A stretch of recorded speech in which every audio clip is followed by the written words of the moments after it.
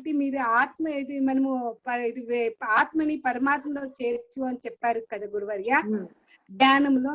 But ఆ ధ్యానంలో కూర్చోంటే పూర్తి వెళ్ళిపోతాము, మళ్ళీ వాపస్ వచ్చేకి అయితా ఉండలేదు. కండ్లు మూసుకొనేసి ఉంటాం, మళ్ళీ కండ్లే తీసేకాయలు. 1 గంట అయినా అయిపోయి 1.5 గంట అయినా అయిపోయి కండ్లు తీసేకి అయితా ఉండలేదు. చుట్టూ వేవేరమంతా వినపడుతుంది, కానీ నా చేత కండ్లు తీసేకి అయితా ఉండలేదు. ఏం చేయాలి గురువర్య?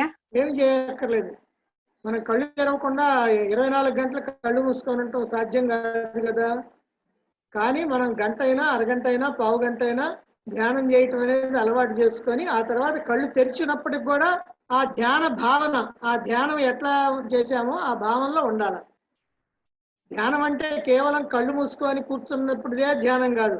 అది మామూలుగా సామాన్యులుగా ఏదో ఆరోగ్యం కోసమని లేకపోతే మనం మనశ్శాంతి కోసమని చెప్పేటువంటి ధ్యానాలు అవి కాదు. భగవంతుడి కోసం చేసేటువంటి ధ్యానం ఏంటంటే ఎల్లప్పుడూ భగవంతుడి మీద ధ్యాస ఉంటమే ధ్యానం. ఎల్లప్పుడూ ధ్యాస ఉండాలి. అది కళ్ళు తెరిచినా కళ్ళు మూసినా ఎప్పుడు ఉండాలి.